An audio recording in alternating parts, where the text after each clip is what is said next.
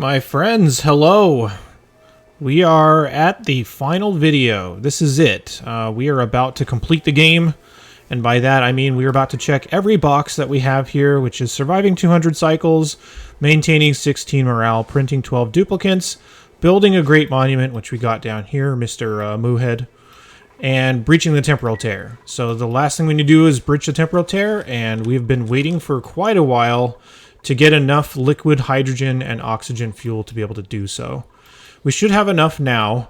These 3 tanks will hold about 2,700 kilograms, and if my math is right here, we're above that by a decent amount. So let's start getting this stuff pumped in. Oh, also we'll need a liquid oxidizer tank, so that's why I have this here. I may also need gantries to get everything across here, so let me do this really quick. Doesn't really matter where it is, we'll just go ahead and build a couple. As long as we can reach across to build our pipes, we should be good. But I'm going to run the hydrogen down into these bottom 3 tanks, because that's what the liquid fuel tanks are going to hold. This top one is just going to be for the liquid oxygen tank, liquid oxidizer tank or something like that. I don't remember exactly what it's called. Oh, it's right there on screen. I'm like, it's a mystery. I don't know what it's called. Alright, let's get that one in here as well. So I'm just going to run that over and into the intake. While those things fill up, which might take a little bit, well, we need to turn on the pumps too. So we'll start to turn on the pumps here. Can see this stuff start to condensate down into liquid. By the way, I know we said we were going to dial in this number. I eventually settled on minus 258, which is basically as low as you can go without risking freezing the supercoolant. So that's about where it had to sit. You might need to go a little bit lower than that, depending on what's going on, because I have seen instances where this does freeze because it got too cold, so you have to kind of just dial it in. It's a little awkward, but it works out. Alright, now we just need to be able to reach these last few pipes, and then I'll turn this on. But I'll turn this one on, and then I'm just going to do a typical, like, base tour at the end. So this is going to be like everything that we did throughout the game, as represented by what the state of our base is when the game was complete. So, yeah, I'll just kind of bounce around. It'll take a little bit for this to fill up, and then once that does fill up all the way, I'll just turn this on and let it run. Once it does fill up all the way, we'll go ahead and launch this, and yeah, we'll be done. So, interior base. I've just been bored, as you can tell. There's not a whole lot to do by this stage of the game, unfortunately. So I've just been kind of bored and doing whatever in here, so I have a lot of decorations. It's going to look very busy, but the final food count that we had was just basically 2 small rows of blossoms. The rest of our food was being made with the aid of the natural sleet wheat that's been occurring in our ice biome, so my duplicates would just run up here and grab that every once in a while and fill it up in here. We have a lot of food that's chilling. Wait, why is my lettuce going back and forth? I don't want that. Stop shipping the lettuce. There. I guess we apparently have some lettuce to eat too. Yeah, so our food is mainly just these 2 rows of bristle blossoms along with all the naturally occurring sleet wheat. We have a great hall that my duplicates are forced to travel through a room here that is a nature reserve. So if you look at the room overlay, you can see everything that we have. Recreation room up here, washroom right there, all these private bedrooms that give a decent morale bonus here. Yeah, so interior of the base looks pretty standard. Here's the setup for research, pretty normal stuff. Let's take a look at some other interesting parts. Let's check out our progress. Looks like we're full on, I think, both of them, aren't we? No, the oxygen's just not quite making it there. Did I not hook it up right? What's going on? Oh, I need to specify how much to pour in. I guess that makes sense. Yeah, pipes are getting damaged a little bit. We're about ready for this. I'll just kind of speed run the rest of this walkthrough. Here's our oxygen production area. Just enough to oxygen to produce for 16 duplicates. No issues here. Of course, the automation is definitely the most important part of this setup to make sure that we are only pumping it out when it's worthwhile. This should be roughly power positive if I were spending that on power right now, but I am siphoning it out to be turned into fuel right now. Now that I'm getting all these heat damage warnings, by the way, we can stop sending any fuel down these lines once these things filled up, so yeah, want to get that done. Let's see, here's the area that we were producing steel and glass and plastic and all that fun stuff. It's just being cooled by this aqua tuner and steam turbine combo. Our rocket area is the other major cooling hub that we have, so couple of aqua tuners inside this huge pool of steam. And then down below, there's a bunch of lines that come out to cool a bunch of things around it. Sorry, the video froze there for a second. It's just the game loading. So yeah, got cooling loops of cool liquid being sent all around the base to cool different things. Cooling my power area, which looks kind of like this. They're all hooked up to smart batteries. Got some natural gas and petroleum and coal generators. Do have transit tubes kind of strewn about every once in a while just to get up to earlier places, but that's very much a late game tech. Let's see. Here's my water area.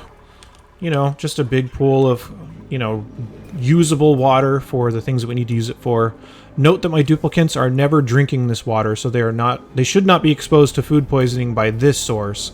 They may by some other weird sources, like if they don't wash their hands and they get dirty and they pick up food from outside the place they're supposed to be picking it up from. That can all happen, but sickness is pretty rare and not that big of a deal.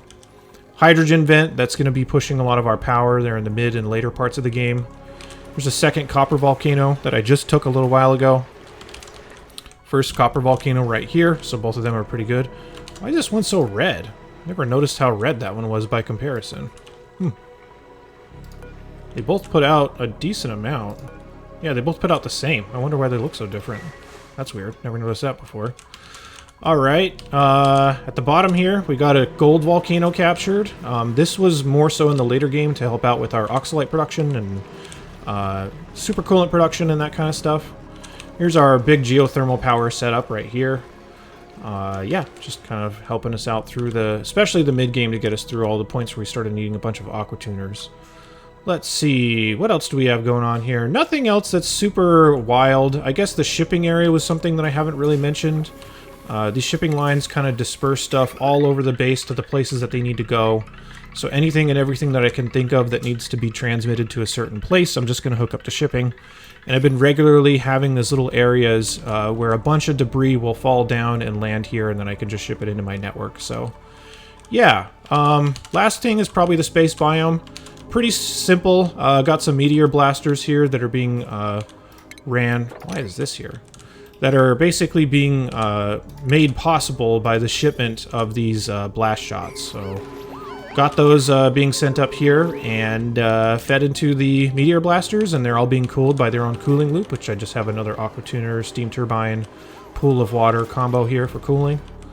Yeah, and a handful of solar panels. Could have added a lot more if I just had spent more time doing that, but, you know, I was too busy drawing circles on the walls and stuff, so that's clearly more important than solar panels, as you can tell.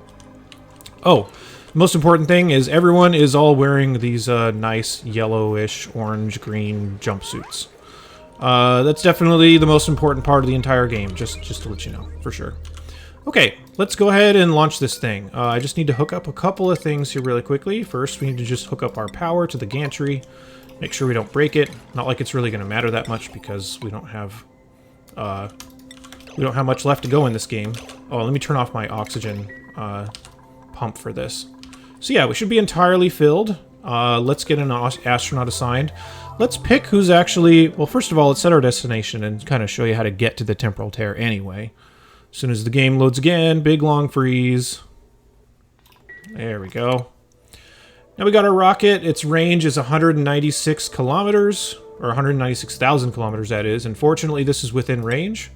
So if we just get this rocket, we need to first assign its destination. So there we go. It should be able to reach it.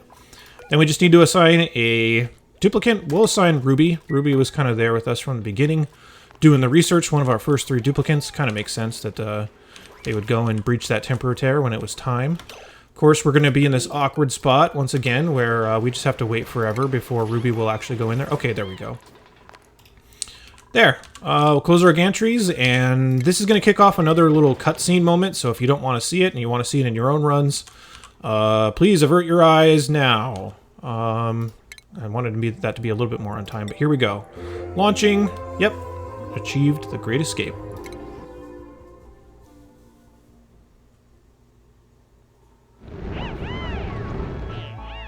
This Turner's probably sitting in like 2,000 degrees steam right now. Yay!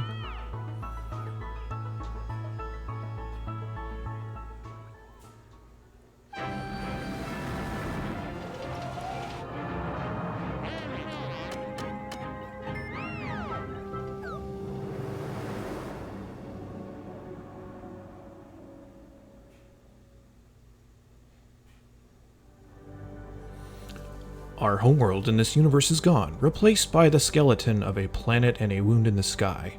But I hold out hope that other worlds exist out there, tucked away in other dimensions. I sent my duplicate through the temporal tear, carrying that hope on their shoulders. Perhaps one day they'll find a place to call home and begin a thriving colony all their own. Let's hope not. Someone's scalding? Yeah, that was probably Turner in the jillion-degree smoke. Wherever he is. Yeah, he's fine. Alright, that's pretty much it. Thanks for watching. If you made it this far, please feel free to leave any comments down in the comment section below, particularly about any videos you'd like to see coming up soon, because I had been in a hiatus for a little while.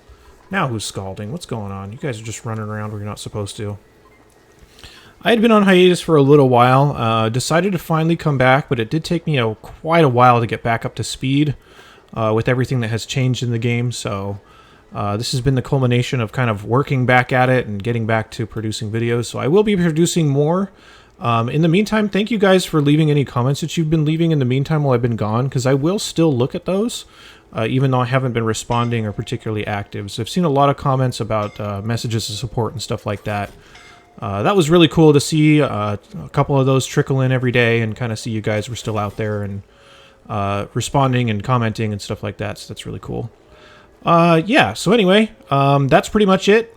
I'll be back with some more videos here pretty soon. Thanks so much for watching, and take care.